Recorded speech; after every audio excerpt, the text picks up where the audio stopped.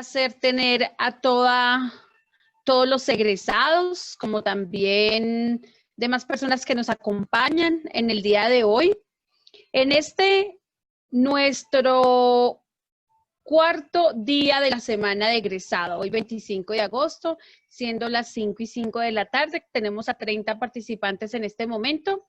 Gracias a nuestra líder zonal de Bienestar Integral UNADISTA desde la zona Centro Boyacá, a Edith Gioconda, y también a todo su equipo de trabajo de la zona, los grandes expertos que tenemos el día de hoy en esta actividad, que pertenecen a la Escuela de Ciencias Sociales, Artes y Humanidades de la EXA, y a todo el equipo de trabajo que ha hecho significativo este encuentro del día de hoy.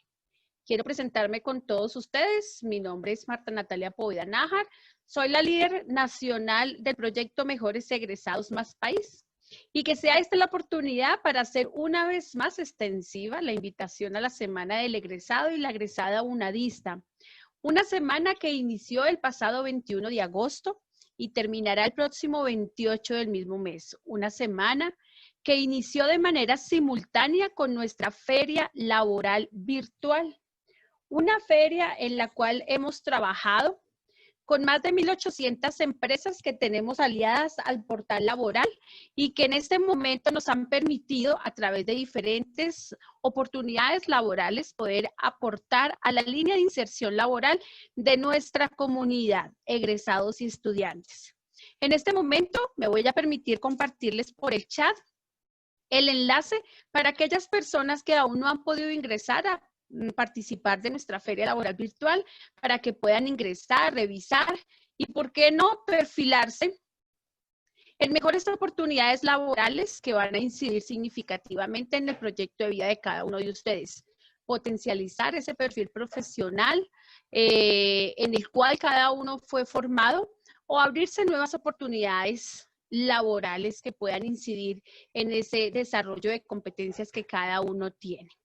Entonces, no olviden, la feria inició también simultáneamente el pasado 21 de agosto y terminará el próximo 27 para que estemos muy activos y participativos en este ejercicio. De igual manera, quiero comentarles que durante la semana, lo que resta de la semana, estaremos todos unidos con una programación muy interesante, que sin duda contribuirá con el desarrollo profesional de cada uno de nuestros egresados. Para animarlos más, quiero comentarles que mañana 26 de agosto estaré en un webinar directamente trabajado con nuestro líder de la Oficina de la Gerencia de Talento Humano. Juntos daremos a conocer cuál es el proceso para aquellos egresados que quieren vincularse con la Universidad Nacional Abierta de Distancia en el rol de docentes, porque recuerden que la UNAD es la primera opción laboral para nuestro estamento. Entonces, qué rico esperarlos mañana a todos nuestros egresados para que puedan participar de este ejercicio muy significativo que haremos con la Gerencia de Talento Humano. Y una vez terminemos esta actividad, vamos a articularla con un taller de orientación ocupacional que tiene que ver también en ese tema de empleabilidad, en el marco de la relación entre el trabajo y el proyecto de vida de cada uno de nosotros. Entonces, todos muy atentos. El evento empezará a las 6 de la tarde. Va a ser también transmitido por el canal virtual de la universidad. Estaremos en vivo y también por un enlace establecido desde la herramienta Zoom. Espero poder estar con todos ustedes de una manera muy activa en este ejercicio, para que nos acompañen, para que ustedes se puedan informar, se puedan actualizar, y lo más bello, que es lo que buscamos con este reencuentro, con esta Semana del Egresado, y es que se puedan reencontrar con su alma mater y conozcan todos los beneficios que la universidad tiene para todos ustedes. Recuerden que cualquier inquietud frente a la Semana del Egresado, frente a la Feria Laboral Virtual, la pueden escribir al correo que les estoy compartiendo por el chat, graduados@unad.edu.co, para acompañarlos a aclarar cualquier inquietud, cualquier dificultad que ustedes tengan de manera oportuna y asertiva. Y compartirles la programación de nuestra agenda que tenemos organizada con actividades que han sido pensadas, planeadas, organizadas para ustedes.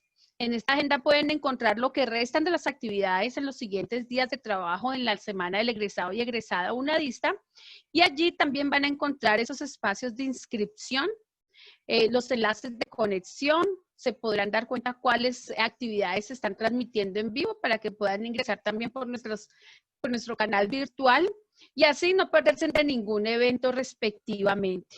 Algunas de las actividades tienen cupos limitados, entonces la idea es que podamos reservar nuestro cupo para poder participar de una manera muy activa. Sin más preámbulo, siendo las 5:10 de la tarde, vamos a dar continuidad. Quiero darle en este momento paso a nuestra líder zonal del Sistema de Bienestar Integral UNADISTA, Edith Gioconda, quien gracias a ella, al ejercicio reticular, mancomunado con su zona, con los demás líderes, escuelas, han permitido que este espacio formativo lo podamos desarrollar en el día de hoy. Edith, muchas gracias por tu participación, por tu gestión y tienes en este momento el micrófono. Muchas gracias, Marta Natalia. ¿Ahí me están escuchando? ¿Sí me escuchan? Perfecto. Bueno, sí, perfecto. Bueno, muchas gracias. Una cordial bienvenida para todos los participantes en esta tarde. Mi nombre es Edith Gioconda Muñoz, líder zonal del bienestar de la zona Centro Boyacá. Sean bienvenidos todos ustedes a esta nueva experiencia articulada desde las 8 zonas del Sistema de Bienestar Integral UNADISTA en Colombia. Esta tarde tendremos panel de expertos ESASH, denominado Del miedo a la esperanza social en la pospandemia. Démosle la cordial bienvenida a nuestros panelistas, comenzando con la magíster Claudia Teresa Hernández, psicóloga, nuestra líder zonal de la Escuela de Ciencias Sociales, Arte y Humanidades de la zona Centro Boyacá, ella esta tarde como moderadora. De igual manera, nuestros panelistas, el magíster Oscar Fernando Nucira, filósofo, el magíster Juan Ricardo Díaz Ayure, psicólogo y politólogo, y el magíster Carlos Fernando Cisneros, comunicador social. Todos ellos docentes de la Escuela de Ciencias Sociales, Artes y Humanidades de la zona Centro Boyacá. Entonces, doctora Claudia, el micrófono es suyo. Adelante, bienvenidos. Desde la zona Centro Boyacá, un cálido abrazo a cada uno de los egresados que participa en este importante evento, en este encuentro, en esta semana en donde nutrimos nuestras experiencias, saberes, quehaceres. Desde la Escuela de Ciencias Sociales quisimos participar con ustedes en un panel de expertos. ¿Cómo estamos viendo la pandemia? ¿Cómo veremos la pospandemia? ¿Qué aporte hace la filosofía, la comunicación social? ¿Qué aporte hace la psicología? ¿Qué aporte hace la filosofía? ¿Cómo nos vamos a repensar esta época y este tiempo? Es por eso que hemos preparado para ustedes este panel para abrir también el micrófono a diferentes preguntas, a posturas. La discusión es válida. Entonces, demos así inicio sin preámbulos a este panel de expertos en donde, ya mismo les comparto la pantalla, e iniciemos con este trabajo importante.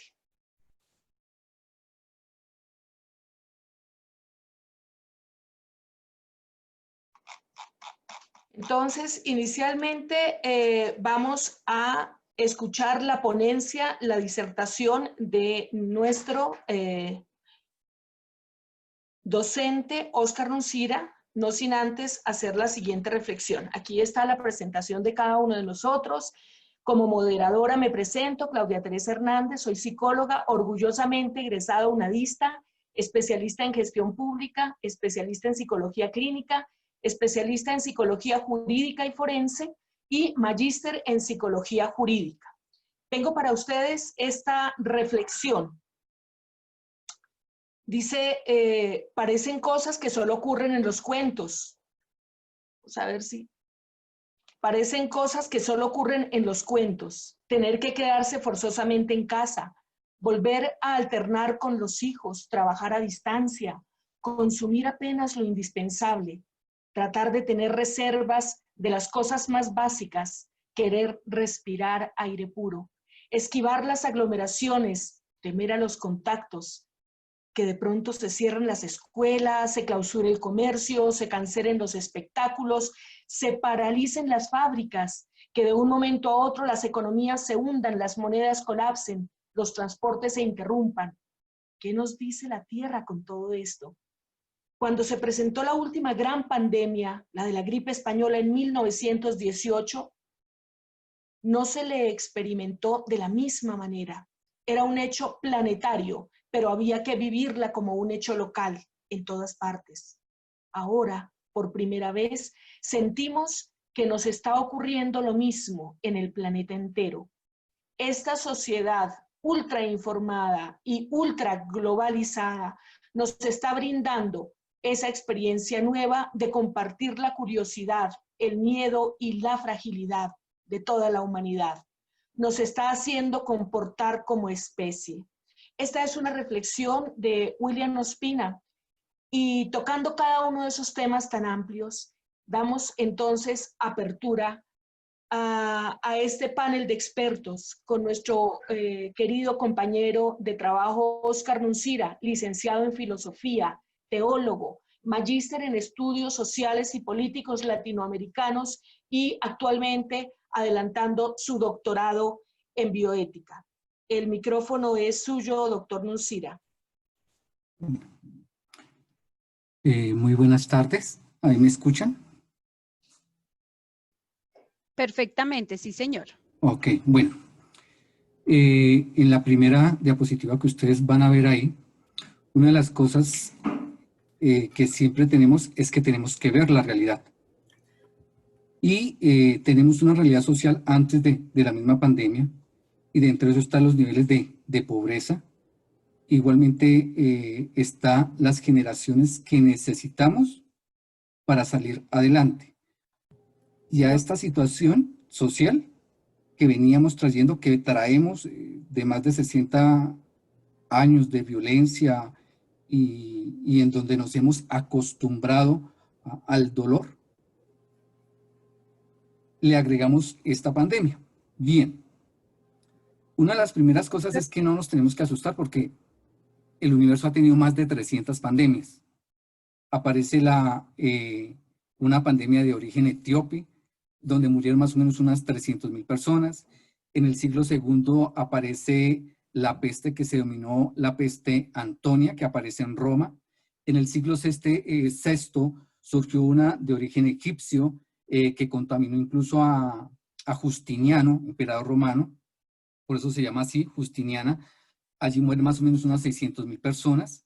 En la Edad Media también está la peste negra o la peste bubónica del siglo XIV, que su origen está un poco más dado en la India, y llegó a causar 25 millones de muertes. Y luego en el Renacimiento va a aparecer un poco la viruela. La viruela se va a quitar hace poco, cuando aparece la vacuna. Incluso hay dos cepas, una cepa la tiene Estados Unidos y la otra la tiene Rusia, porque es una enfermedad que es bastante contagiosa y no quisieron destruirla, sino que quisieron guardarla por si acaso, en esta guerra de potencias como tal. Ya en el siglo XIX en Francia va a aparecer lo que es el cólera y va a llegar aquí al país posteriormente, y en 1916 aparece la gripe española, que en su origen no es en España, mata a 40 millones de personas. Su origen está en los Estados Unidos en un frente militar, y de allí entonces en esa Primera Guerra Mundial va esa cantidad de soldados, y en Europa estaba prohibido hablar de la guerra. El único que no fue a esa Primera Guerra Mundial fue España. Luego, por eso es que se llama la gripe española, porque era el único país de Europa que podía hablar precisamente de lo que estaba sucediendo. Posteriormente, entonces, aquí en Colombia, desde 1914, aparece la gripa también porcina, que se presenta en el Darién. En 1550 aparece lo que es la lepra. No solamente acá, sino que siempre en todas estas pandemias, en todo eso, se trata de excluir a la gente. El texto bíblico habla mucho de aquellas personas que eran sacadas hacia las afueras de las ciudades, y seguimos haciendo lo mismo. Vendrá después la fiebre amarilla en 1729, que se gasta 183 años, más o menos, para poder como tratar de buscar como algo que la solución, y todavía sigue, incluso, que es lo que está haciendo Manuel Quim Patarroyo, incluso con las vacunas. Y en 1913 más o menos, entonces va a aparecer la peste bubónica. Otra vez hay un rebrote en los Estados Unidos apareció un caso, por ahí en China apareció otro caso, y va a aparecer la gripa española aquí en Colombia, y en Boyacá van a morir 6.000 personas hace más o menos 100 años. La situación es más o menos la misma, mandan cerrar las universidades, el seminario mayor, mandan cerrar el comercio, y básicamente el contagio será por la movilidad, y cada vez una pandemia se hace mucho más veloz por la velocidad de la movilidad que se tiene entre los seres humanos.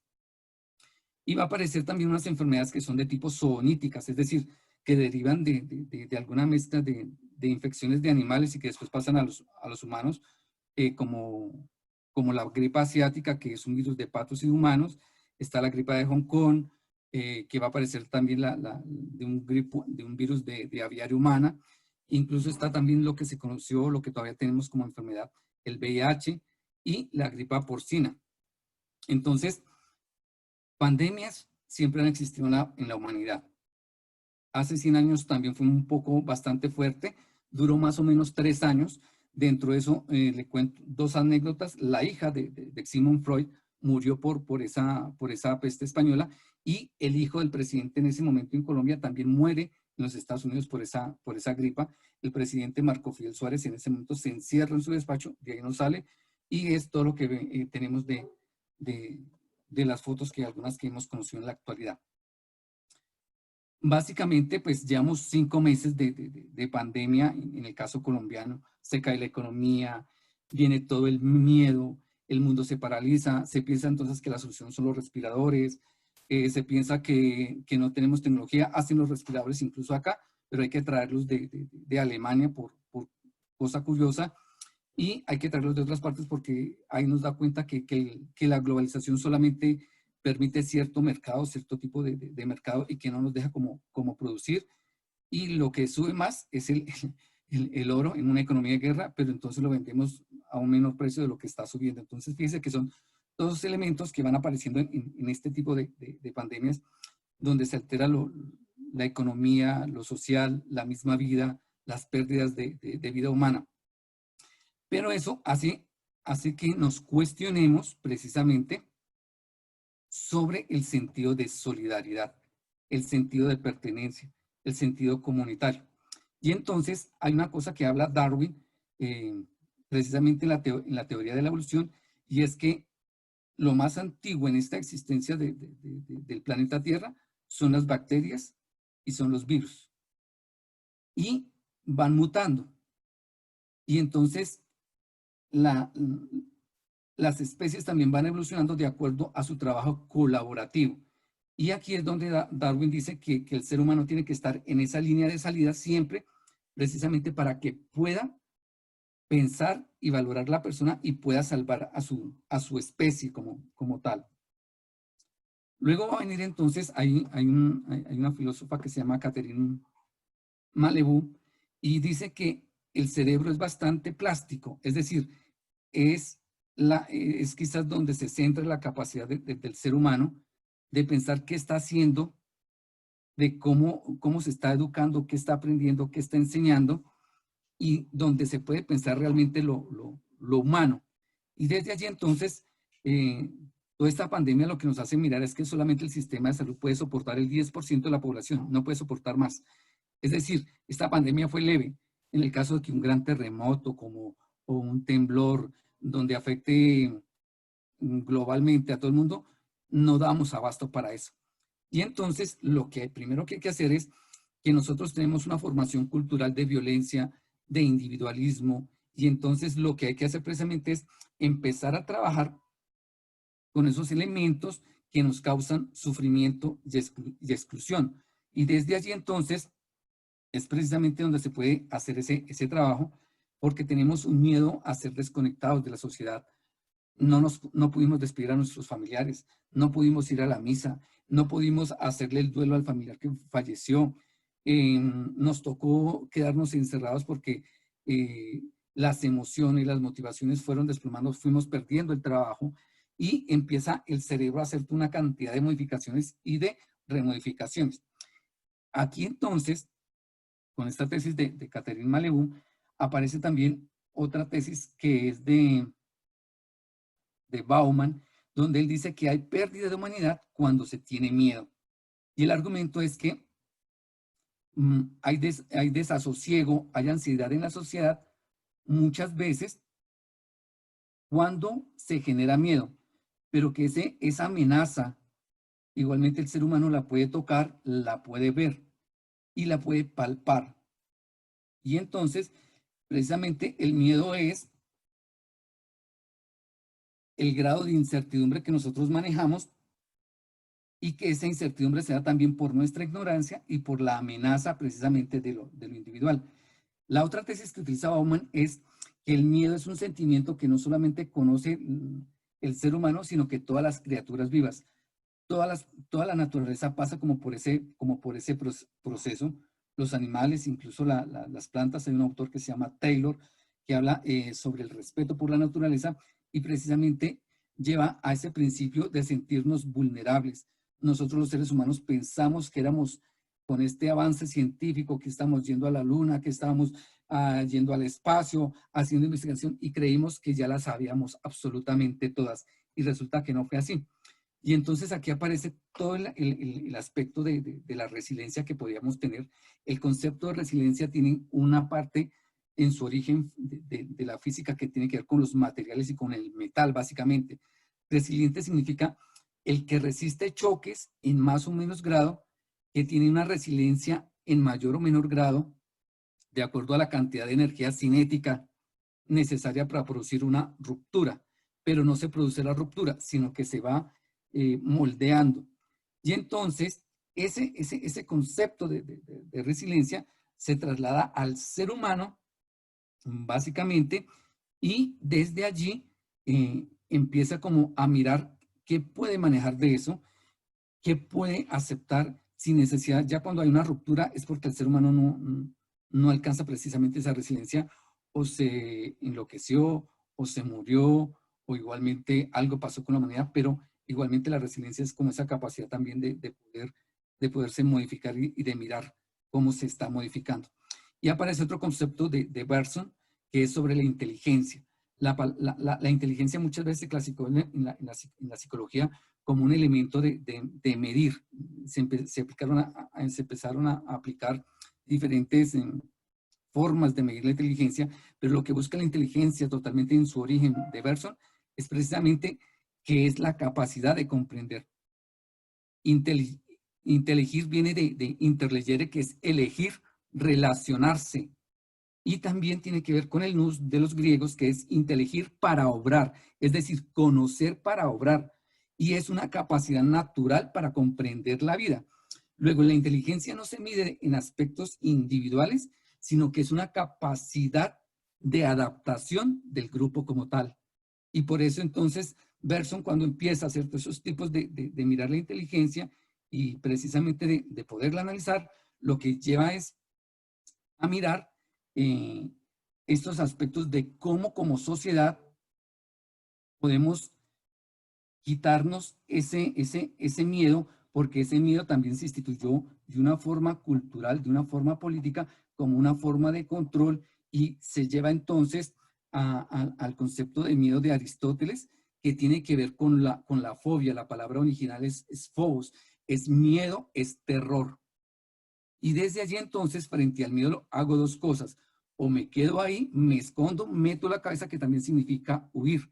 La fobia me lleva a huir, el miedo me lleva a huir precisamente de estos aspectos que me llevan precisamente, si no miro la realidad. Pero para poder mirar la realidad, tengo que tener la solidaridad del otro. Y tengo que mirar también el concepto de vulnerabilidad. Nadie se imaginó que nos podíamos infectar o enfermar tan rápido, precisamente porque nunca pensamos que pudiera ocurrir este tipo de cosas. No habíamos mirado la historia, no la conocíamos. Igualmente, entonces, lo que se tiene que hacer, básicamente, es que en el mundo en que yo vivo, si estoy viviendo con miedo, casi que un infierno, dice Zygmunt Bauman, es el mismo mundo que puede transformar ese infierno en un paraíso. Y es la posibilidad de cambio que me da. Y entonces, nosotros tenemos un miedo post-pandemia. Hoy casi que la gente se siente como que libre para salir otra vez. Hay que tener cierta prudencia, pero salir de la pandemia también significa ese miedo o ese síndrome que se da en las estaciones, sobre todo cuando se llama el síndrome de verano, que es cuando las personas salen del invierno y tienen que mostrarse otra vez tal como están.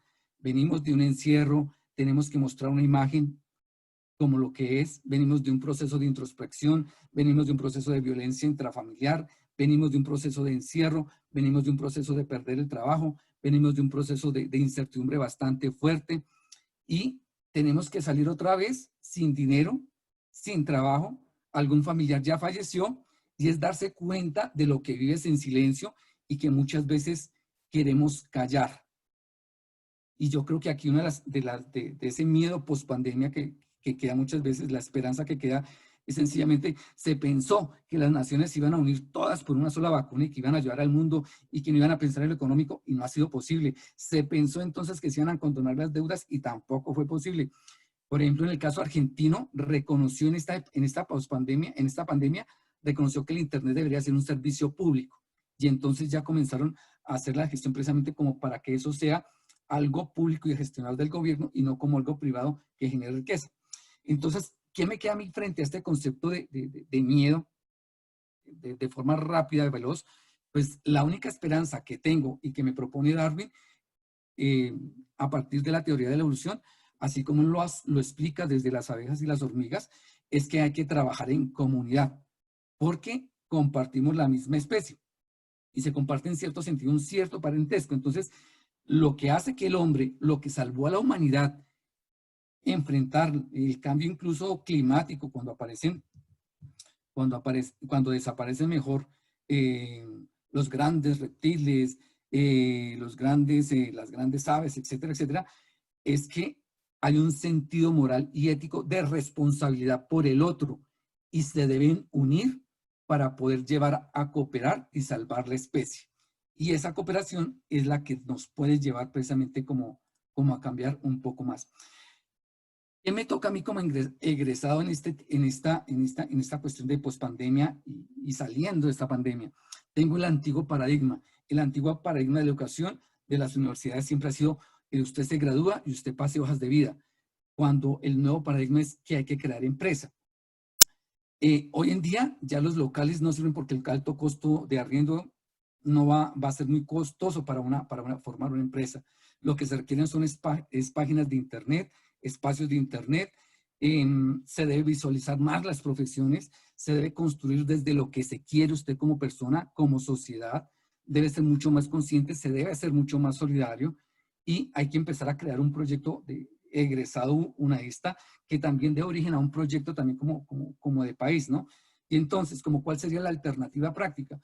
Ok, nos podemos poner de acuerdo con otras instituciones para que por lo menos las universidades también sean generadoras de empresa y que cada universidad, en este caso la UNAD, se tenga como meta crear 10 empresas al año y se busca un fondo desde aquellos egresados, cuando usted paga incluso sus derechos de grado, que así sea el 1% se dedique a eso, de manera que, por ejemplo, la universidad pueda seguir acompañando esos procesos de creación de empresa, donde también se contrasten a los mismos egresados, donde se tenga una plataforma de hosting también para colocar allí mi plataforma de mi empresa, donde yo tenga un directorio también de los diferentes proveedores que son unadistas, para tener encuentros empresariales entre unadistas y empezar a generar todo este proceso realmente donde no solamente, a pesar de que es bueno y proactivo, las bolsas de empleo, creería que es un poco mucho más de poder dar esa esperanza y poder salir desde allí.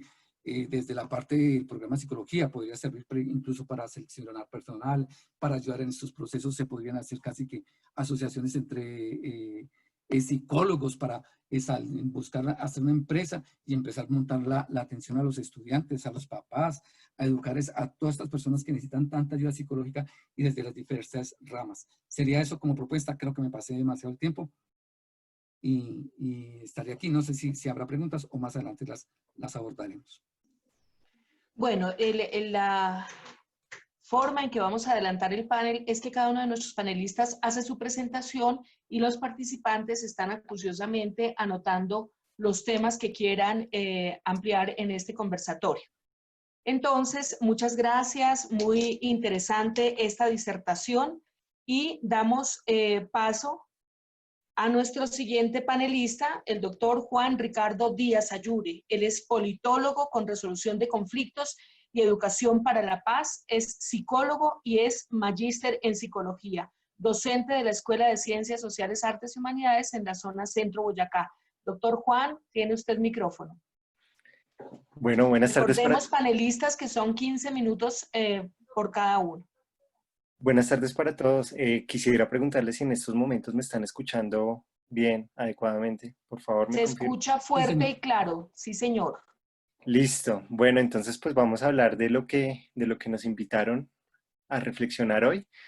Para iniciar, quiero hacerles una invitación y es en pensar el miedo no como algo negativo, sino como, ni cargándolo con una valoración negativa, sino como una expectativa que nos ha permitido sobrevivir como especie. El miedo en la historia del desarrollo del ser humano le ha permitido resguardarse ante situaciones de peligro, le ha permitido sobrevivir y acogerse en situaciones en donde el peligro del contexto lo lleva pues a estar muy expuesto como persona. Quería también como comentar, antes de iniciar esta charla, estaba revisando mi cuenta en Twitter y me encontraba con un par de frases bastante llamativas, algunas como muy coloquiales, propio del mundo de las redes sociales, otras con un poco más de carga simbólica sobre los tiempos que estamos viviendo. Una es de Martín Caparrós, un escritor argentino, sin miedo diría que es uno de los mejores cronistas y escritores que hay actualmente en América Latina, en donde dice que lo mejor que le ha podido pasar al mundo es precisamente un desastre como el que le está ocurriendo con el de la pandemia. Argumenta varias cosas relacionadas con la recuperación de los ecosistemas, también con cómo nos ha llevado a pensar una vida en donde hemos empezado a prescindir un poco de aquellas cosas que consideramos que pueden ser pues reemplazables o que no eran tan necesarias como en algún momento lo veíamos. Salir a comer, salir de paseo, socializar con nuestros amigos, con nuestras familias, etcétera, etcétera. También es escritor desde esa frase en la que dice que lo que mejor que le puede pasar a este mundo es un desastre como el que estamos viviendo, plantea la reflexión que se puede hacer respecto a qué tantas personas viven de un montón de esas cosas que podemos considerar inútiles. Una reflexión bastante llamativa, por ejemplo, frente a los que en estos momentos se están quedando sin trabajo, porque la mayoría de la sociedad o de las personas estamos prescindiendo de aquello que consideramos en otros momentos de nuestra vida que era trascendental. Con eso, bueno, y la otra reflexión que les quería comentar es una un poco más coloquial, que decía que para esta realidad particularmente no había ningún tipo de frase de autoayuda que le pudiera mostrar la envergadura del peso que tiene. Con esas reflexiones quería como iniciar un poco en la misma línea de la persona que me precedió, de Oscar, para hablar un poco de la situación de crisis y de lo que nos hemos encontrado. Entonces yo quise nombrar o enlistar una serie de problemas a los que acuso que son una situación relacionada con los problemas estructurales que hemos tenido como sociedad. Entonces lo primero, una preparación inexistente ante situaciones de crisis y ante situaciones problemáticas como las que estamos viviendo, ante las cuales se puso en evidencia aún más que en muchas situaciones que nos antecedieron, que nuestros gobernantes lastimosamente no están preparados para asumir las problemáticas y los retos que presuponen una situación tan crítica como la que actualmente vivimos. La segunda es que tenemos una infraestructura social totalmente insuficiente frente a las necesidades que pueden tener nuestra sociedad. Esto se ha visto más en cuanto a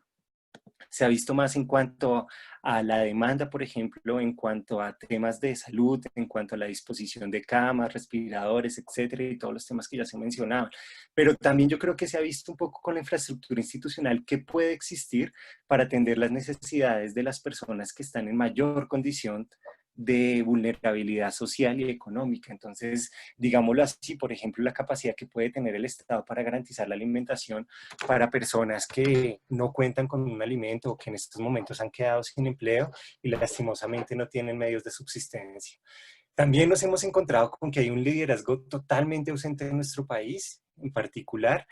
Lo vivimos, por ejemplo, con estas medidas que eran como jalonadas entre el gobierno nacional y la capital de la república, entre uno echándole la culpa al otro y como que cada uno buscando o planteando como cuál es la autonomía y quién podía ejercer uno la autoridad sobre cierto territorio o quién podía tener más liderazgo. Esa situación, esos debacles o esas disputas que se despertaron y que se nos mostraron al inicio de la pandemia y que se prolongan hoy a la fecha, creo que nos terminan mostrando que también tenemos un liderazgo totalmente ausente en nuestro país.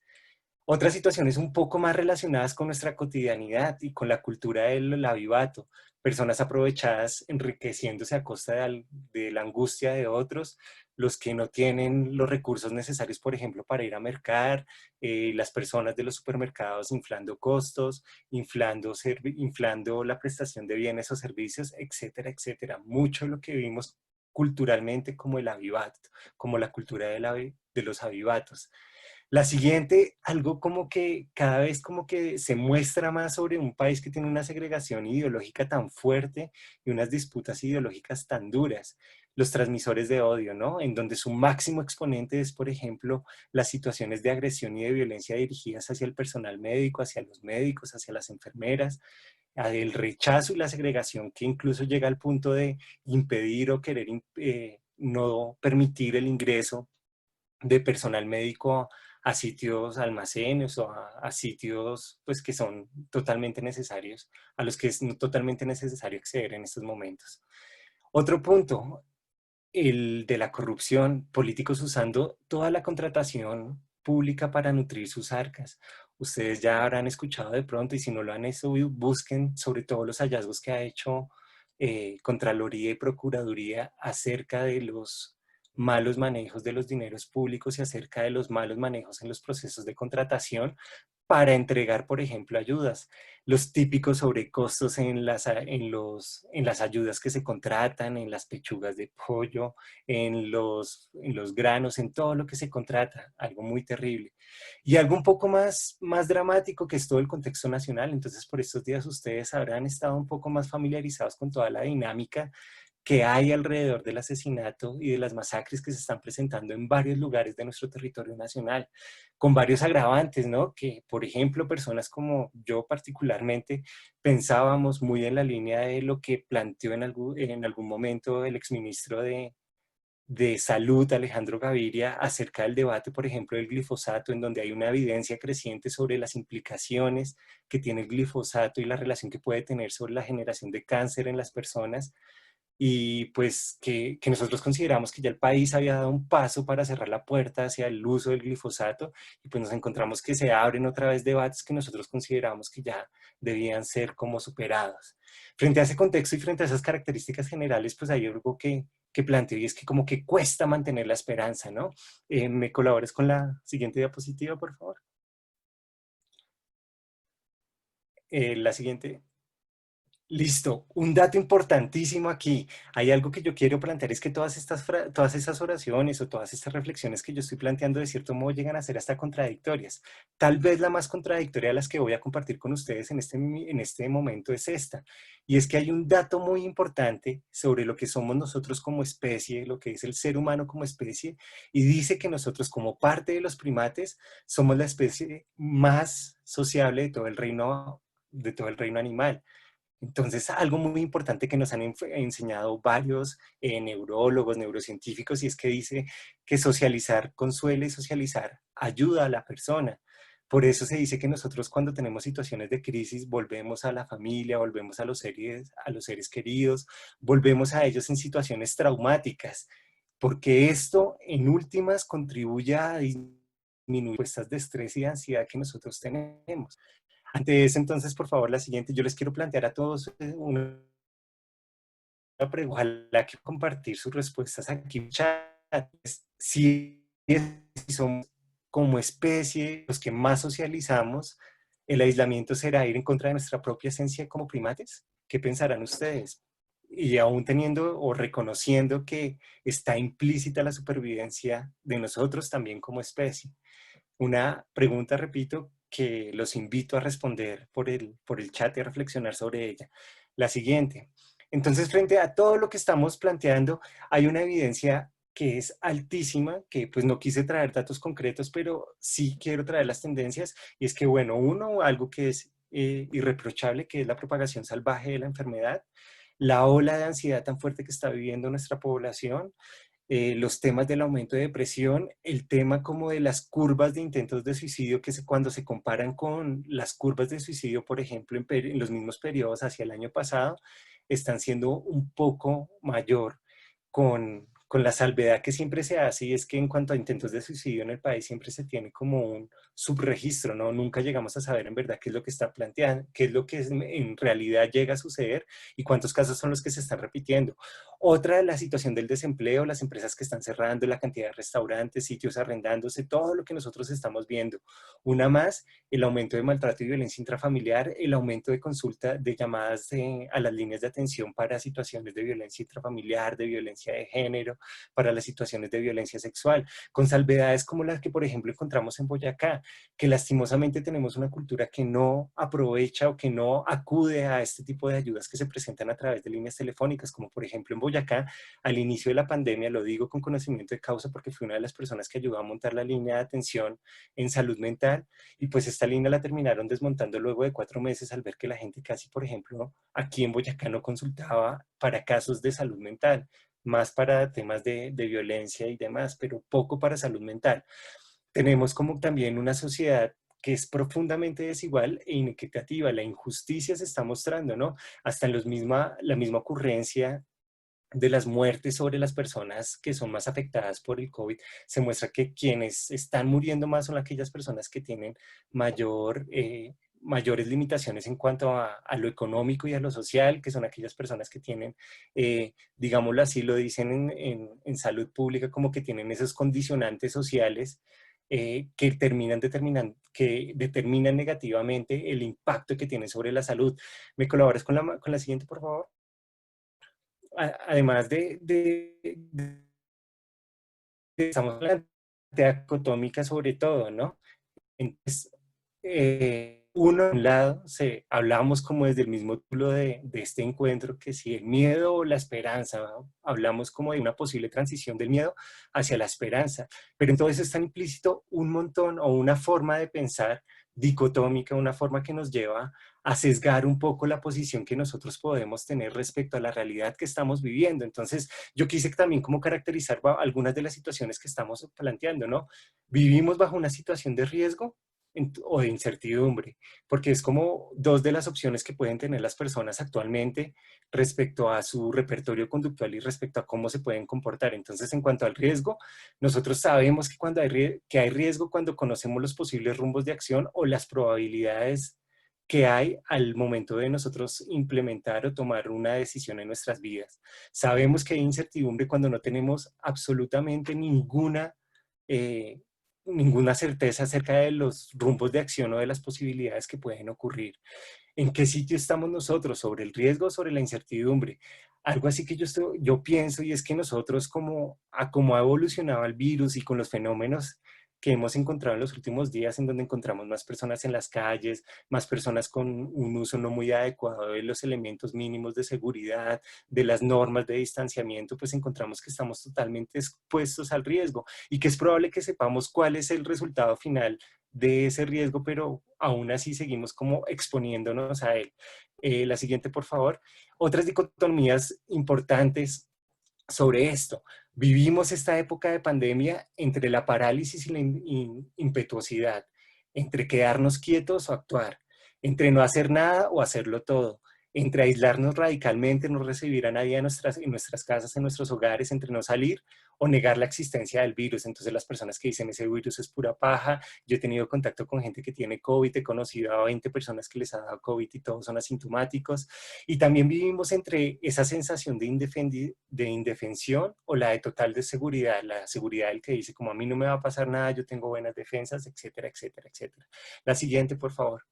Frente a todas estas dicotomías que nosotros tenemos, hay un resultado final, y es que nosotros vemos que la propuesta fatalista en la mayoría de los casos termina triunfando sobre lo que nosotros vemos, ¿no? Somos fatalistas los seres humanos, vivimos con un miedo profundo respecto a lo que tenemos, y somos fatalistas también en tanto creemos o podemos contar con personas que nos escuchen, con personas que puedan ejercer algún tipo de compañía para que nosotros podamos quejarnos y a quienes nosotros incluso podamos acudir en caso de alguna situación traumática. También nos hemos encontrado con algo que yo creo que también ayuda a afianzar un poco el miedo que puede haber en estos momentos en nosotros, y es que la vitalidad que nosotros teníamos empieza a perder un poco las fuerzas y el desgano nos empieza a llevar. Entonces todo el desempleo, todas las cifras que vemos a diario sobre los altibajos de la economía, la disminución de las oportunidades laborales, la cantidad de empresas que tienen que cerrar, la cantidad de personas y de gremios, de sectores económicos pidiendo ayudas y subsidios del gobierno, pues termina como sembrándonos en un estado como de desgano y desinterés. Al final, frente a todo eso, también hay algo importante, y es que a ratico nosotros vemos algunas manchitas para pensar que de pronto la esperanza puede ser como el alimento para estos tiempos difíciles. El punto ahora sería cómo alimentamos cada uno de nosotros esa esperanza. La siguiente, por favor. Entonces, creo que quiero dejar como hasta este punto, y ojalá que ustedes inviten como a reflexionar, porque es el contexto general sobre lo que yo estoy viendo, sobre esta dicotomía que se presenta entre el miedo y la esperanza, con esta frase de Víctor Hugo que escribe pues en su obra magna, que es la de Los Miserables, que dice: todas las situaciones críticas tienen un relámpago que nos ciega o nos ilumina. Al final, que podamos utilizar la esperanza como alimento, que esto nos sirva para, que esta situación crítica nos sirva para cegarnos, para iluminarnos, depende en mucho de la disposición que nosotros y de los recursos individuales y personales que podamos tener para enfrentarla. Pero pues de eso espero poder ampliarlo con las preguntas que ustedes planteen y con la discusión que se genere más adelante con los panelistas. Muy puntual con el tiempo, doctor Ricardo, muy bien. Aquí ya vamos ampliando ese panorama de esperanza o desesperanza, pero la idea de hoy es encontrar el camino a esa esperanza después de la pospandemia. Abro entonces micrófono para nuestro siguiente panelista, el profesor Carlos Fernando Cisneros. Él es comunicador social, especialista en educación, cultura y política, magíster en Derechos Humanos, docente de la Escuela de Ciencias Sociales, Artes y Humanidades en la zona Centro Boyacá. Tiene usted el micrófono, doctor. Buenas tardes para todos, doctora Teresa, compañeros egresados, un abrazo cordial. ¿Cómo me escuchan? Se escucha muy bien. Gracias. Me presento primeramente con un abrazo cordial para todos. Soy egresado, tengo el privilegio de ser docente y soy estudiante. Eso me cautiva y me llena de alegría, esa oportunidad de la vida para poder estar en este espacio. A todos un saludo cordial. Muy bien. Comunicar en redes sociales, un instante para preguntarnos ¿para quién? ¿Para qué? Entonces, ese es el instante que les traigo en este instante para todos ustedes. Empiezo de la siguiente manera. En la actualidad contamos con un computador, con una conexión a internet y tal vez con uno o varios teléfonos inteligentes. Todo esto en casa. Somos privilegiados. Aproximadamente el 26% de la población nacional. Siempre se ha dicho que no necesitas salir de tu hogar para conectarte con el mundo y todo lo que éste produce. Ante las situaciones de COVID, estamos obligados a estar en casa. Pero, ¿qué implicaciones tenemos en cuanto a la comunicación y a la tecnología? No nos gusta que nos obliguen. Somos seres humanos y somos consumidores de la vida y de lo que provee. Las redes sociales ocupan gran parte del día a día de miles de personas. La intimidad se encuentra en estado latente de vulneración, dado todo aquello que se dice, que se afirma de otros y de mí, especialmente de mí. Hoy más que nunca el ser humano, desde sus saberes tecnológicos o pseudo saberes, se vulnera a sí mismo y por ende se sirve en bandeja de plata para que su intimidad se vulnere. En la actualidad tecnológica corre riesgos de phishing, perder tus datos, quedarte sin dinero en tu cuenta bancaria, entre otras situaciones, todo ello sin salir de tu hogar. Las redes sociales viven su plenitud 24 horas al día, 7 días a la semana. Eso indica que el mercado de las palabras y de las imágenes no duerme. Por ello, es importante que en este evento nos miremos frente al espejo de la sospecha, del miedo y de la incertidumbre. En atención a aquello que yo publico, me identifico, reacciono o cuestiono, esto en redes sociales. Es muy posible que el escenario del debate académico, el debate social, no correspondan al ámbito de las redes sociales. No por ello hacen su nombre de red y de lo social, precisamente. Hoy más que nunca considero desde mi perspectiva, debemos privilegiar mi yo, mi pensamiento. Las redes sociales son un amplio mercado de ideas, de opiniones y de supuestos. Yo diría supuestos, avatares. Esto, avatar, significa sobrenombre o nickname en algunas expresiones. En las redes sociales no se dialoga, se lee, se divierte, se informa. Más allá de eso, sí es válido formar parte de grupos especializados, grupos dedicados a temas concretos, bajo normas de respeto y no de afanes bulliciosos del momento. Estos grupos especializados son un manjar apetecido para potenciar el conocimiento tanto en lo individual como en lo colectivo, en nuestra vida social como en nuestra vida laboral. Ahora bien, parece que Ferdinand de Saussure, por allá en el año 1900, en su curso de Lingüística General, su teoría sobre el proceso de comunicación se vive más latente en estos momentos. Un sujeto A emite un acto comunicativo y un sujeto B es el que recibe esas representaciones sociales. En la actualidad se observa que cientos de personas asumen la postura de Saussure en cuanto al manejo y dominio de su conexión con lo tecnológico y en ello, obviamente, las redes sociales. De vuelta al escenario básico de las redes sociales como Facebook, Instagram, Twitter, TikTok, entretienen y solo eso.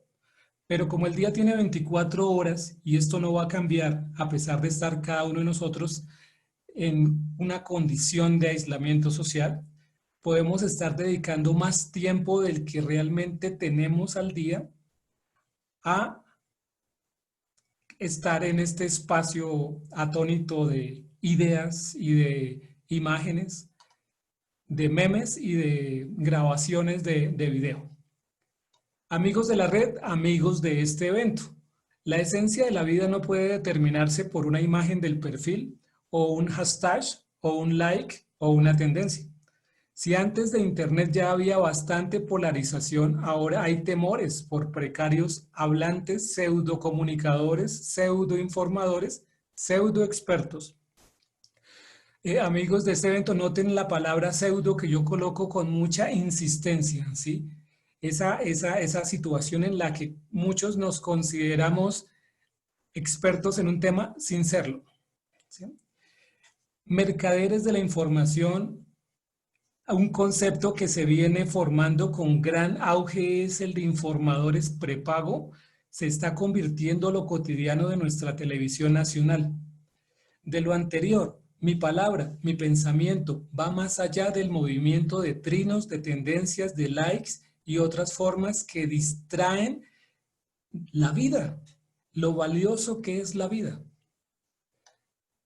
Hoy, el salvavidas, el guarda de la salud mental, consiste, desde mi perspectiva, silenciar la internet si su fin es únicamente el ocio. Prefiero que haya espacios de conversación en familia, en el hogar, en el abrazo de la vida, mientras el confinamiento lo permita, ya que a falta de un familiar cercano, cuando ya no esté junto a nosotros, un like o un trino no servirán de comunicación con ellos. Néstor García Canclini, excelente comunicólogo, expresaba a finales del siglo pasado que la sociedad estaba inmersa en procesos de adoctrinamiento en cuanto a producciones cinematográficas y procesos de transnacionales del comercio mundial.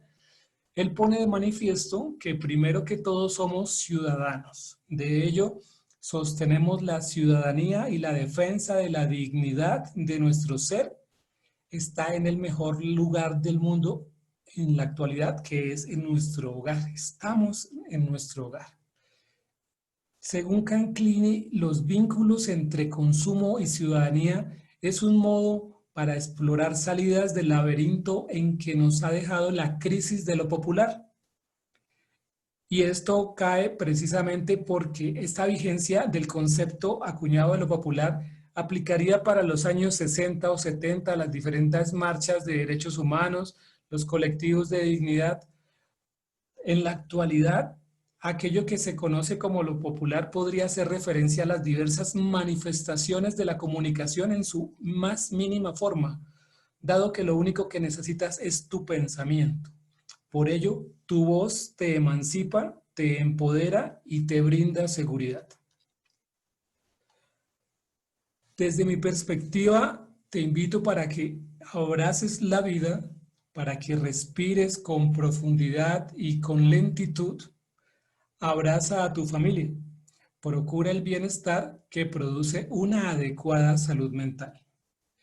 Una adecuada comunicación interpersonal promueve un estado de bienestar excelente, como el abrazo de tu ser querido, de tu madre, de tu esposa, de tu hijo. Y precisamente les invito a que puedan desarrollar el siguiente reto. Les invito para que tomen un pincel y realicen algunos trazos en cualquier hoja. Tomen este reto, dediquen unos minutos del día a día para intentar realizar un dibujo o alguna forma, cualquier tipo de forma. Dense cuenta de lo poco dócil de la mano. ¿Será que nos falta acariciar la vida por el afán de ese agite del día a día? ¿Olvidamos cómo se traza una línea? No se preocupen, yo lo descubrí hace unos días. Esta es mi presentación. Muchas gracias a todos por su atención y quedo atento a sus inquietudes.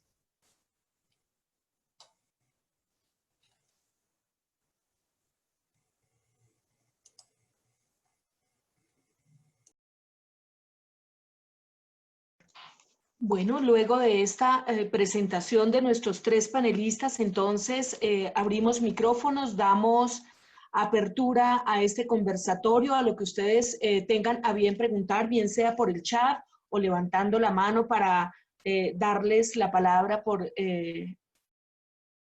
cada uno de los intereses que tengan ustedes en los temas que hemos planteado. Vamos a dar lectura luego de que se dejó de compartir pantalla al chat para saber qué preguntas han planteado, qué sugerencias han hecho, qué reflexiones tienen ustedes respecto a los temas que se han traído en esta tarde de reflexión.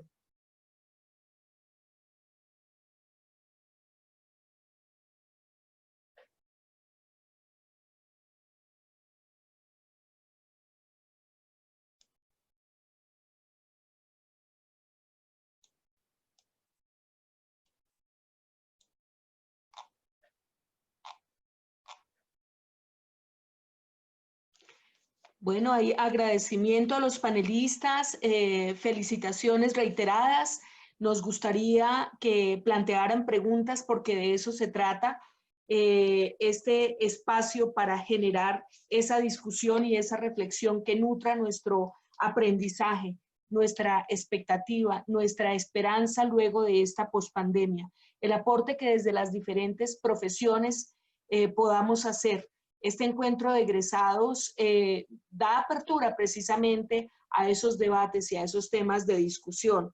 Bien lo planteaba nuestro primer panelista, referente a esa plasticidad cerebral, a esa capacidad que tiene el cerebro de recuperarse rápidamente y de volver a trabajar. Por eso decían reinventarnos, repensarnos. ¿Será que queremos volver a la normalidad? ¿Lo que teníamos antes era lo que nos gustaba? ¿O luego de estos 5 meses de confinamiento tenemos expectativas, esperanzas, nuevas ideas? Ha levantado la mano la doctora Imelda Torres. Doctora, tiene usted la palabra.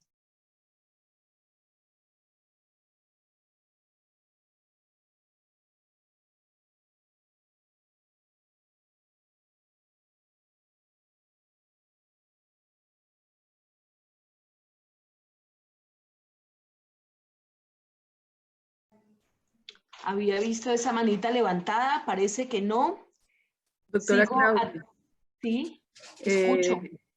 De Duitama están pidiendo la palabra la participante Nélida pide la palabra desde Duitama, el SEAD Duitama. Bueno, adelante, querida compañera, querida profesora Nélida, escuchamos.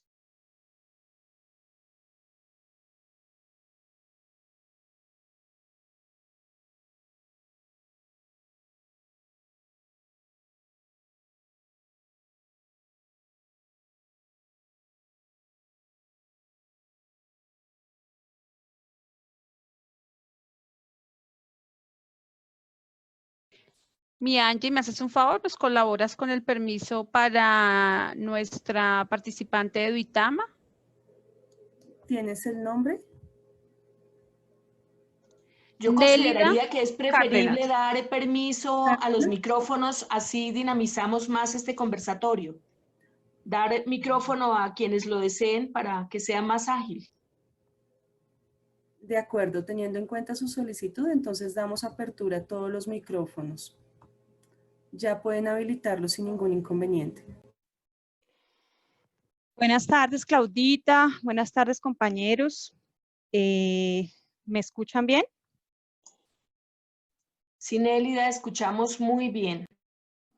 Bueno, yo me quiero referir, pues fueron muchos los aspectos que se abordaron. No saben cómo me alegra que los egresados, que los estudiantes se cuenten con estos espacios. Soy docente de SEAD Duitama, pero me llama mucho la atención algo que mencionó, no recuerdo el nombre del segundo panelista, perdón, no lo apunté, donde Juan Ricardo nos hablaba un poco de la salud mental y del poco uso de las herramientas que se proveen en Boyacá. Y bueno, aunque son muchos y me imagino que debe haber un estudio sobre por qué no se utiliza, pero yo sí creo que es una estigmatización. Los que usamos ese tipo de servicios estamos locos, estamos corridos, nos estigmatizan desde esas perspectivas y yo creo que, y yo veo que nosotros nos refugiamos o en Boyacá, digamos que hay un gran refugio en nuestra fortaleza religiosa. Entonces también veo que es uno de los aspectos que de pronto se pueden tener en cuenta para eso.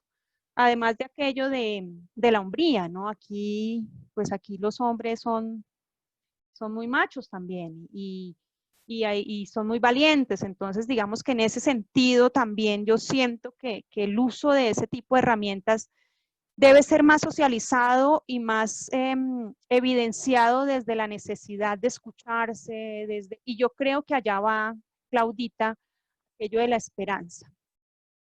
Creo que más que el miedo, es el encuentro con el otro, porque es que el miedo se da cuando tú te sientes solo. A mí me pasó al principio de la pandemia por muchas situaciones el miedo, y yo encontré refugio en la UNAD, ¿sí? En los compañeros de la UNAD, entonces, y en nuestros psicólogos y en la fortaleza que tiene la universidad. Entonces yo sí siento que esa esperanza es la esperanza del reencuentro, es la esperanza del abrazo, es la esperanza, aunque todos dicen que va a haber una nueva normalidad, entre comillas, eso va a ser totalmente diferente, pero yo sí creo que la esperanza del encuentro, del diálogo, del compartir, del estar con la comunidad, esa es la esperanza social en la que tenemos que creer y en la que tenemos que cultivar.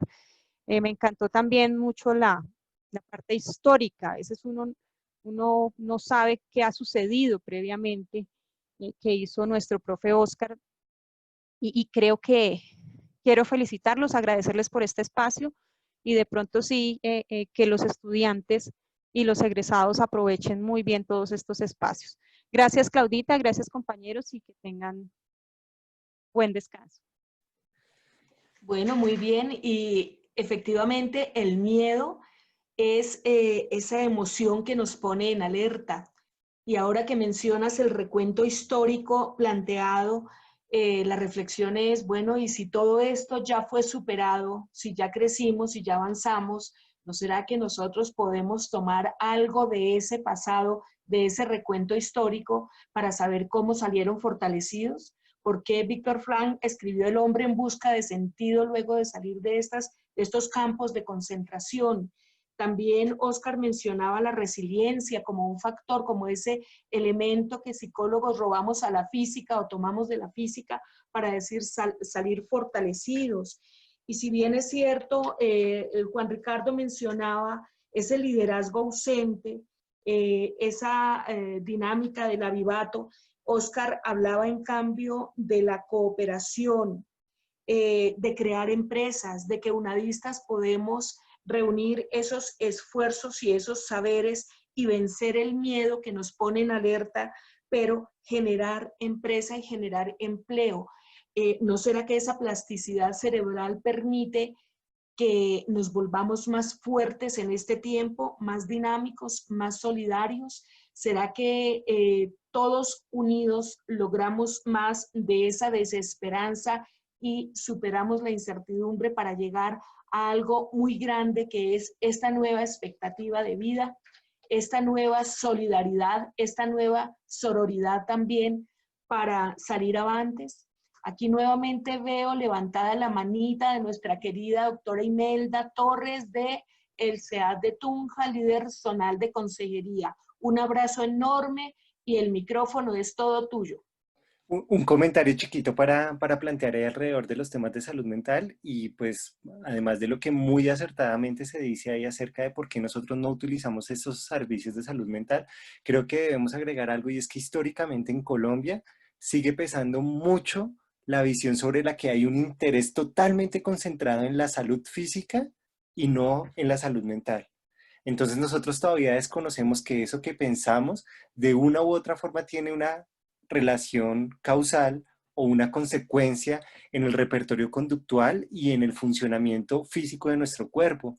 Entonces, desconocemos todavía eso, no le invertimos dineros públicos a esos programas, no le invertimos dineros, por ejemplo, para enseñar a la gente a prestar atención a esa salud mental, a generar ese equilibrio entre la salud mental y la salud física, y por eso pues nuestro país, mientras en otros países conciben estos servicios y piensan incluso la productividad que se pierde en las empresas por la cantidad de malestares de tipo mental que pueden tener las personas, por la depresión, por, bueno, en fin, toda la sintomatología y todas las patologías mentales que se pueden conocer en la era actual, pues en Colombia nosotros seguimos negándolo, ¿no? Entonces cuando nos dicen tiene depresión, perdónenme un poco la expresión, pero aquí nosotros tiene como la jodedera cósmica, o tenemos un montón de vocabulario un poco para ridiculizar, menospreciar o minimizar todo lo que tiene referencia a la salud mental de nosotros. Tanto es así que pues véanlo ustedes ahorita, vean cómo toda la evidencia alrededor de la pandemia sigue generando acciones por parte de la administración pública motivadas por el miedo. Entonces, se quedó la administración pública en simplemente, los gobernantes se quedaron en decir, bien, hay una amenaza de contagio alta, todo el mundo se tiene que encerrar. Y mientras en la administración pública siguen ahí, en la academia han comenzado a surgir un montón de relatos en donde dicen, oiga, pilas con el encierro, pilas con el aislamiento, pilas porque estar muy encerrado puede empezar a afectar nuestra salud mental, más con las condiciones sociales que hay, con el desempleo, con todo esto que ya velábamos. Pilas con el aislamiento, porque ya se los decía, no lo digo yo, solamente yo, lo dicen como una evidencia que se viene tratando desde hace mucho tiempo. Nosotros como animales o como primates o evolucionados, nosotros necesitamos el contacto con las demás personas. Pilas con todo eso. Entonces, lo de siempre, la misma historia trágica de siempre entre los vínculos entre la academia y la administración, o las administraciones públicas y el Estado. Se empiezan a decir un montón de cosas y la academia sigue sacando evidencia, mostrando experimentos, mostrando evidencia, haciendo reflexiones concretas, y en las administraciones públicas los gobernantes siguen como totalmente sordos con eso, siguen totalmente estancados con las medidas, ¿no? Tanto así que miren ustedes como todos los debates que se han despertado, por ejemplo, en algunas ciudades intermedias, en Tunja lo hemos vivido, alrededor de las medidas que toma un gobernante. Tanto así que se generan hasta ciertos tipos de presiones mediáticas o presiones digitales que llevan como un poco a buscarle los matices a las normas que no son como tan populares entre la población. Algo para nombrar ahí. Entonces, estamos muy preocupados por toda la pandemia y por todo lo que está generando, y con justa razón. Pero queda aún por fuera la posibilidad de generar esa gran pandemia de la que ya muchos están hablando, relacionada con la salud mental de las personas, como con toda esa sintomatología y con los enormes costos que va a generar. Y eso queda un poquito en el aire porque no hay gente dispuesta, no hay personas a asumir el debate público de eso ni para tomar decisiones al respecto.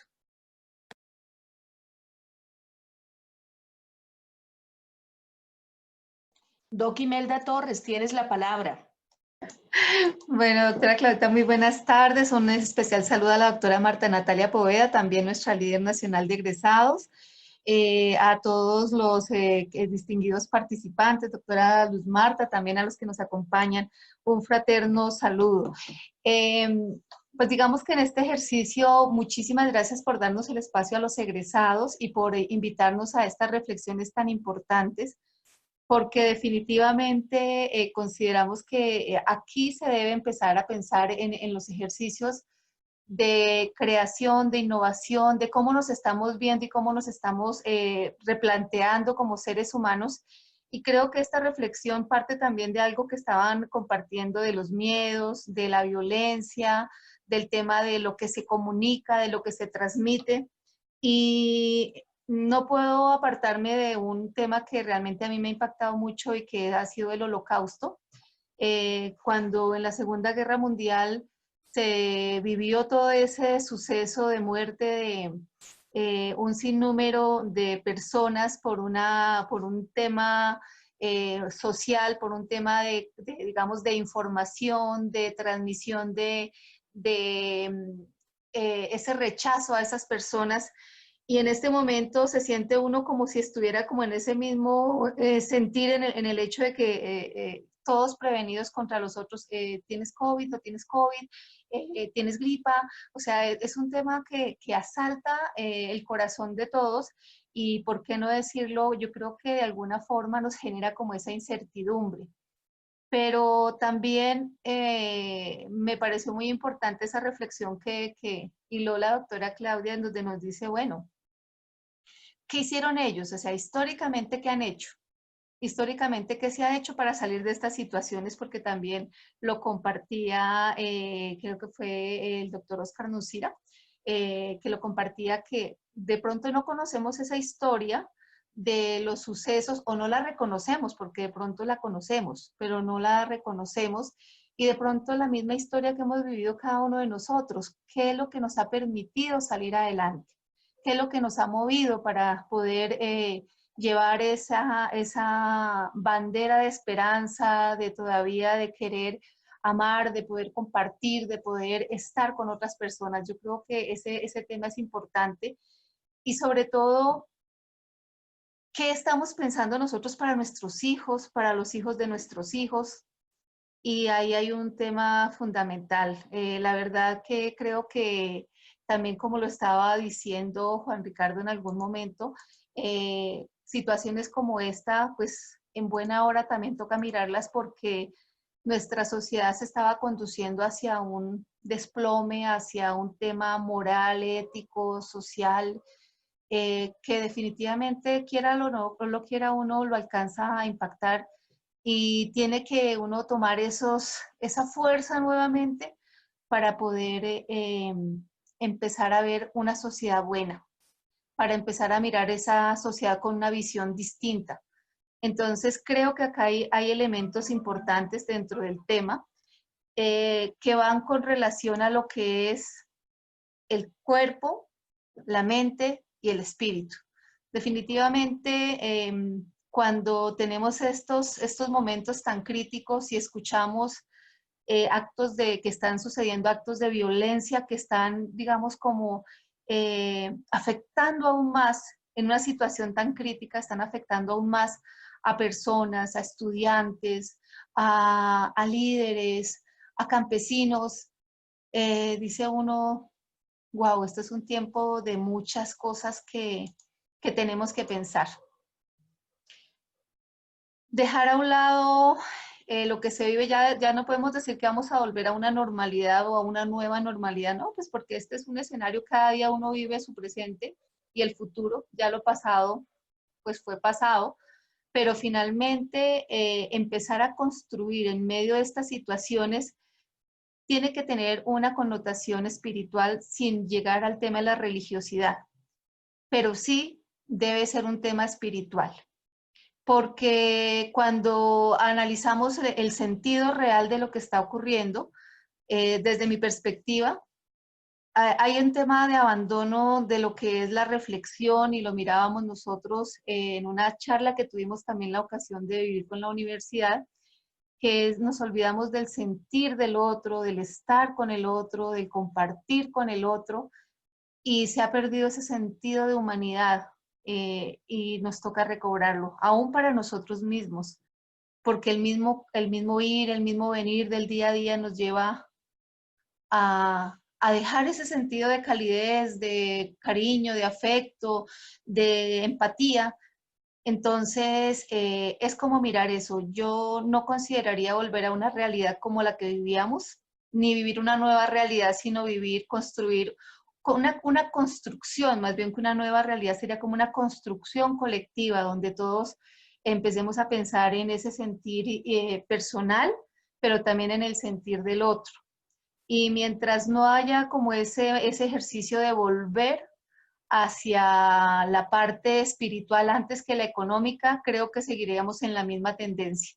Entonces se repetiría el escenario. Vivimos en 1945, que fue el final de la guerra, pero volvimos a tomar unas guerras sectoriales, unas guerras en diferentes países, una guerra que vivimos también nosotros acá, una guerra interna. ¿Y qué cambió? La pregunta aquí sería, ¿qué cambió? Entonces, sería como el cuestionamiento también para nuestros queridos ponentes. ¿Qué cambió o qué ha cambiado de esa realidad que supuestamente vivíamos con esta realidad, y cómo definitivamente hemos podido aprender de lo que se ha vivido en la historia para poder hacer cosas diferentes? Entonces alguien dice que una de las máximas dice que el pueblo que no reconoce su historia, pues no va a poder reconocer tampoco su futuro.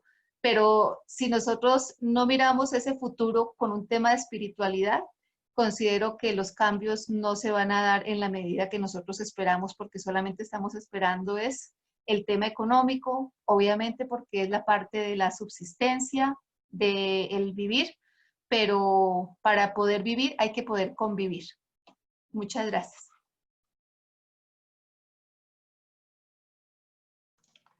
Muy valioso este aporte, muy estructurado, muy sentido también, muy reflexivo. Nos lleva entonces esto a pensar finalmente que esa construcción colectiva se hace necesaria desde la espiritualidad y desde nuestro saber. Entonces, queridos sunadistas, ¿Qué estamos haciendo cada uno para transformar? ¿Cómo podemos hacer esa construcción de esperanza y de un mundo más humano, de un mejor mundo para los hijos y para los nietos y las generaciones venideras? ¿Qué hacemos desde la profesión del psicólogo, desde este rol? ¿Qué campo y qué oportunidad encontramos acá para saber que la salud mental y la salud física van absolutamente de la mano? ¿Qué nos falta hacer para cambiar ese imaginario, ese inconsciente colectivo que hace que las personas sean reticentes a tomar acciones inmediatas para fortalecer su salud mental? ¿Cómo los comunicadores sociales y periodistas tomarán una reflexión el día de hoy para comunicar con ética y con profesionalismo? Y quienes no somos comunicadores sociales, ¿cómo haremos uso de esas redes sociales para informar o para desinformar o para sembrar temor? Importante reflexión también que nos hizo nuestro profesor Carlos Cisneros frente a todo lo que vivimos en las redes sociales. No obstante, también ahí hay otras posturas. Anteriormente no se tenía esta viabilidad de las redes sociales y habían muchos temas que quedaban callados, escondidos, soterrados. Entonces hay diferentes posturas, pero lo que sí es bien claro es que estamos llamados a ese aporte social, humano, responsable, sensible y crítico. ¿Qué ha hecho cada uno por sí mismo?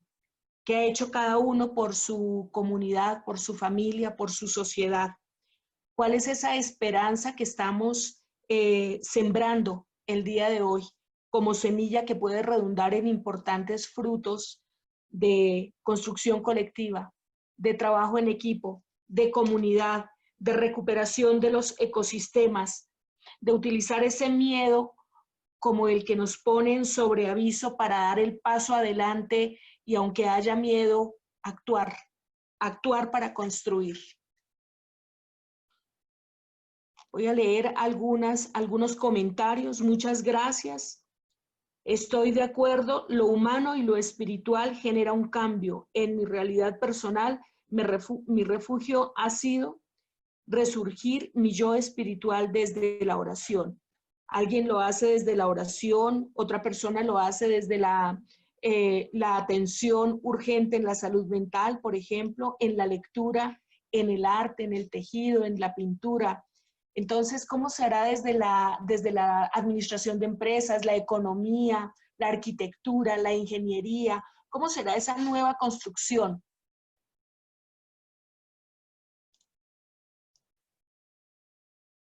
Comentarios de felicitaciones. Es importante conocer claramente cuál es nuestra posición frente al miedo del otro, pues si bien es cierto, cada ser humano se ve reflejado en lo que el otro hace. ¿Cuál sería el punto de partida frente a esa nueva realidad? Bueno, esta pregunta que nos formula Diana seguramente también estuvo resuelta en medio de estos aportes de los diferentes asistentes. Quiero entonces agradecer a ustedes por su escucha, por el tiempo, por compartir este espacio de reflexión. Aquí me han anunciado que ya se acabó el tiempo que nos destinaron para esta reflexión. Esperamos hubiera sido de gran aporte para cada uno de los participantes.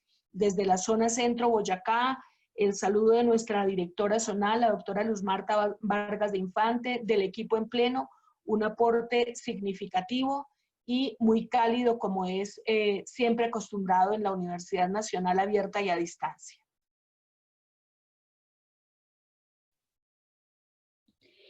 Mil gracias, doctora Claudia, a usted, al equipo de panelistas que sin lugar a duda el día de hoy nos dejaron una gran reflexión frente a ese miedo y la esperanza social que tenemos ahorita en estas épocas de pospandemia. Mil gracias a la dirección de la zona, a la líder zonal del Sistema de Bienestar Integral Unadista y a todo ese equipo maravilloso de talento humano que nos han acompañado en este espacio el día de hoy. No quiero despedirnos sin antes decirle a nuestros egresados que en cortos minutos tendremos la oportunidad de participar de un taller denominado ¿Conoces el poder de tu cerebro y los límites cuando estos son mentales con la estrategia PNL que nos enseña a cómo evitarlos y sacarlos de esos momentos en donde nos encontramos en crisis? Entonces, cordialmente invitados a participar de este ejercicio, el cual seguirá en pocos minutos después de una vez cerrada esta sesión. Doctora Gioconda, ¿algo más para agregar? Muchísimas gracias al equipo de la zona centro Boyacá. Bueno, doctora Marta Natalia, pues sí, agradecer, reiterar ese agradecimiento a todo nuestro equipo, nuestro experto de la Escuela de Ciencias Sociales, Artes y Humanidades de la zona centro Boyacá, por este tema tan interesante y tan pertinente. Agradecer también a la doctora Luz Marta Vargas de Infante, nuestra directora zonal. Y también invitarlos a que por favor diligencien esa encuesta de satisfacción que es tan importante para nosotros para mejorar cada día. Muchísimas gracias, un abrazo a todos, a Angie, nuestra anfitriona, agradecer siempre toda esa atención y esa dedicación para todas las experiencias. Seguirlos invitando a todos, a cada uno de ustedes, a que sigan participando en estas experiencias del Sistema de Bienestar Integral UNADISTA, programada y articulada desde las 8 zonas del Sistema de Bienestar en Colombia. Un abrazo, muchas gracias y mil bendiciones para todos.